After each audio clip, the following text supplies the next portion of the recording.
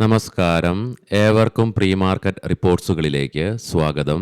ഇന്ന് മാർച്ച് 23, 2026 തിങ്കൾ. അങ്ങനെ നമ്മൾ ഇന്ന് മുതൽ ഈ മാസത്തെ 4ാമത്തെ ആഴ്ചയിലേക്ക് പ്രവേശിക്കുകയാണ്. വെള്ളിയാഴ്ച നമ്മുടെ മാർക്കറ്റിന് നേരിയ നേട്ടത്തോടുകൂടി വ്യാപാരം അവസാനിപ്പിക്കുവാൻ സാധിച്ചെങ്കിലും പിന്നീട് ഗ്ലോബൽ മാർക്കറ്റിലാകമാനം വെസ്റ്റ് ഏഷ്യയിൽ നിന്ന് കാര്യങ്ങൾ മാറിമറിയുകയും ചെയ്തു. തുടർന്ന് നിലവിലെ മാർക്കറ്റിലെ സാഹചര്യം വളരെ മോശം തന്നെയാണ്. മാത്രമല്ല ഇന്ന് മോശമായ ഒരു സ്റ്റാർട്ടിംഗ് ആയിരിക്കും മാർക്കറ്റിലും ഉണ്ടാവുക.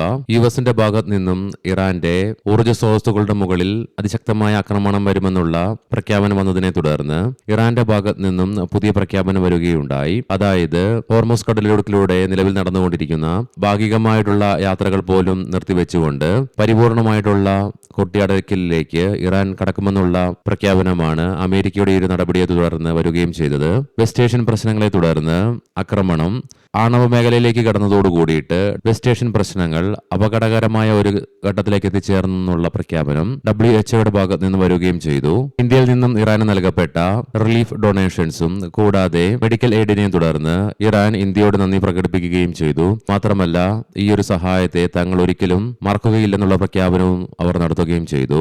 ബാങ്കിംഗ് മേഖല പുറകോട്ട് നിന്നെങ്കിലും IT, ഓട്ടോ, മെറ്റൽ സ്റ്റോക്സുകൾക്ക് കൈവരിക്കുവാൻ സാധിച്ച നേട്ടത്തെ തുടർന്ന് വെള്ളിയാഴ്ച ഇന്ത്യൻ മാർക്കറ്റിന് നേട്ടത്തോടു കൂടെ തന്നെ വ്യാപാരം അവസാനിപ്പിക്കുവാൻ സാധിച്ചെങ്കിലും വിദേശ ധനകാര്യ സ്ഥാപനങ്ങൾ ഇന്ത്യൻ ക്യാഷ് മാർക്കറ്റിൽ 5518.39 കോടി രൂപയ്ക്ക് സെല്ലിംഗ് തുടരുകയാണ് ഉണ്ടായത്. അതേസമയം ആഭ്യന്തര ധനകാര്യ സ്ഥാപനങ്ങൾ 5706.23 കോടി രൂപയ്ക്ക് ബൈയിങ്ങും തുടരുകയുണ്ടായി. ഇന്നത്തെ നമ്മുടെ മാർക്കറ്റിലേക്ക് സ്പെസിഫിക് ആയിട്ട് വന്നു കഴിയുമ്പോൾ അനലിസ്റ്റുകളുടെയും എക്സ്പേർട്ടുകളുടെയും അഭിപ്രായങ്ങൾ പ്രകാരം കഴിഞ്ഞ ആഴ്ച നിഫ്റ്റിയിലെ വീക്ക്ലി ലോ ആയ 22,900 എന്ന ലെവൽ ഡൗൺ സൈഡിലേക്ക് ഇമ്മീഡിയറ്റ് സപ്പോർട്ട് ആയതിനാൽ തന്നെ ഈ ലെവൽ നിഫ്റ്റി ഇന്ന് ബ്രേക്ക് ചെയ്യുകയാണെങ്കിൽ 22,700 തുടർന്ന് 22,500 എന്ന ലെവലിലേക്കുള്ള നിഫ്റ്റിയുടെ പ്രയാണവും തള്ളിക്കളയാനാവുകയുമില്ല.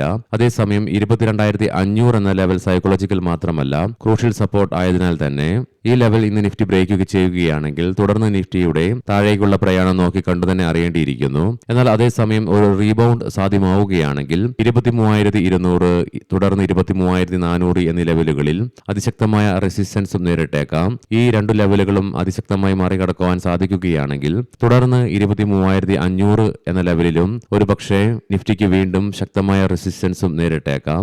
പ്രത്യേകം ശ്രദ്ധിക്കുക, ഇത് ട്രേഡ് റെക്കമെൻഡേഷൻ അല്ല, അനലിസ്റ്റുകളുടെയും എക്സ്പേർട്ടുകളുടെ അഭിപ്രായങ്ങൾ മാത്രമാണ്. എഡ്യൂക്കേഷൻ പർപ്പസിനു വേണ്ടിയിട്ടാണ് ഈ ലെവലുകൾ വിശദീകരിക്കുകയും ഉണ്ടായത്. ഇന്ന് പ്രധാനപ്പെട്ട മാക്രോ ഇക്കണോമിക് ഡാറ്റകളുടെ റിലീസ് ഇന്ത്യയിൽ നിന്നോ മറ്റ് പ്രധാനപ്പെട്ട ഗ്ലോബൽ ഇവന്റുകളോ നിലനിൽക്കുന്നില്ല.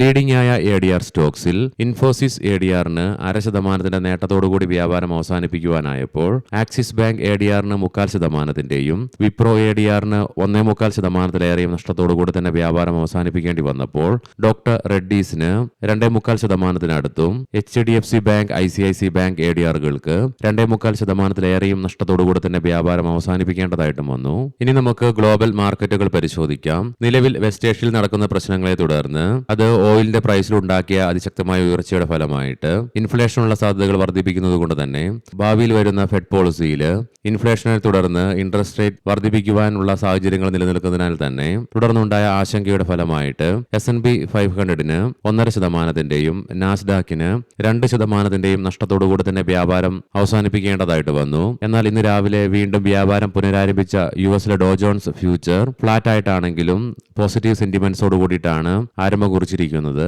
യൂറോപ്യൻ മാർക്കറ്റ്സിൽ UK മാർക്കറ്റിന് 1.5%-ന്റെയും ഫ്രാൻസ് മാർക്കറ്റിന് 1.25%-ലേറെയും ജർമ്മൻ മാർക്കറ്റിന് 2%-ലേറെയും നഷ്ടത്തോടുകൂടി തന്നെ വ്യാപാരം അവസാനിപ്പിക്കേണ്ടി വന്നു. ഇന്ന് രാവിലെ വീണ്ടും വ്യാപാരം പുനരാരംഭിച്ച ഗിഫ്റ്റ് നിഫ്റ്റിയിലും 334 പോയിന്റുകളുടെ ഇടിവാണ് സൂചിപ്പിക്കുന്നത്, അഥവാ 1.5%-നടുത്ത്. ആയതിനാൽ തന്നെ ശക്തമായ ഒരു ഗ്യാപ് ഡൗൺ ഓപ്പണിംഗ് ആണ് ഇന്ന് ഇന്ത്യൻ മാർക്കറ്റിൽ എക്സ്പെക്ട് ചെയ്യുവാനായിട്ടും സാധിക്കുക. നിലവിലെ സാഹചര്യത്തിൽ ഏഷ്യൻ മാർക്കറ്റ്സിൽ ജപ്പാൻ മാർക്കറ്റ് 4%-ലേറെയും കൊറിയൻ മാർക്കറ്റ് 5.5%-ന്റെയും നഷ്ടത്തിലാണ് ഇന്ന് വ്യാപാരം ആരംഭിച്ചിട്ടുള്ളതും. കൊമോഡിറ്റിയിൽ വെള്ളിയാഴ്ച നമ്മുടെ മാർക്കറ്റ് അടച്ചതിന് ശേഷം ബ്രെന്റ് ക്രൂഡിന്റെയും ക്രൂഡ് ഓയിലിന്റെയും വിലയിൽ ഗണ്യമായ ഉയർച്ച രേഖപ്പെടുത്തി. എന്നാൽ ഇന്ന് രാവിലെ വീണ്ടും വ്യാപാരം പുനരാരംഭിച്ചപ്പോൾ ബ്രെന്റ് ക്രൂഡിന്റെയും ക്രൂഡ് ഓയിലിന്റെ വിലയിൽ നേരിയ ഇടിവ് അനുഭവപ്പെടുന്നുണ്ട്. ബ്രെന്റ് ക്രൂഡിന്റെ വിലയിൽ വിലയിൽ 0.5%, ക്രൂഡ് ഓയിലിന്റെ വിലയിൽ നേരിയ ഇടിവുമാണ് അനുഭവപ്പെടുന്നത്. ബ്രെന്റ് ക്രൂഡിന്റെ വില $111.65 പെർ ബാരൽ എന്ന നിലയിലായിട്ടും ക്രൂഡ് ഓയിലിന്റെ വില $98.29 പെർ ബാരൽ എന്ന നിലയിലുമായിട്ടാണ് വ്യാപാരം നടത്തിക്കൊണ്ടിരിക്കുന്നത്. ഗോൾഡിന്റെ വിലയിൽ 1.5%-ലേറെ ഇടിവാണ് അനുഭവപ്പെടുന്നത്.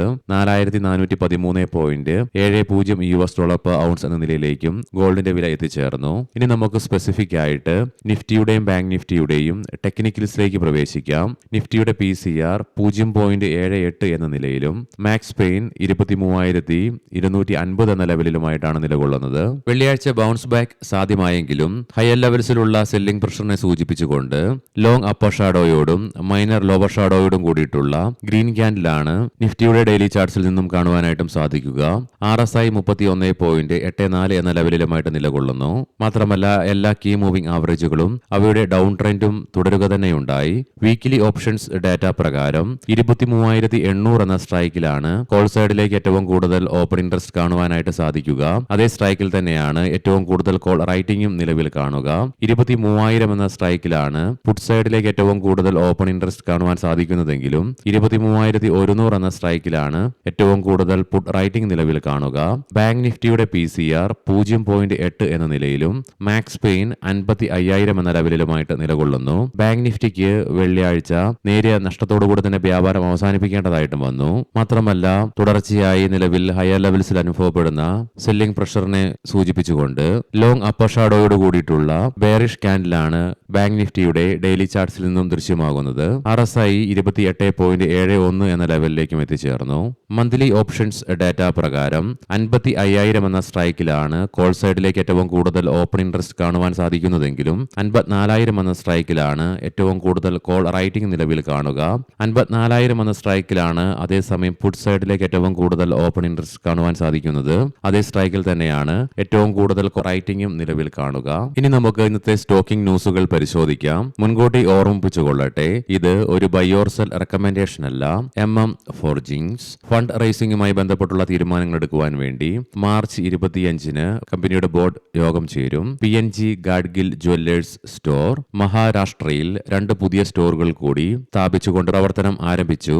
റൈറ്റ്സ് ഇന്ത്യൻ റെയിൽവേയുടെ ആദ്യത്തെ അതിവേഗ ടെസ്റ്റ് ട്രാക്കിംഗ് ലൈനിന്റെ അറ്റകുറ്റപ്പണികൾ കമ്പനിക്ക് ലഭിച്ചു.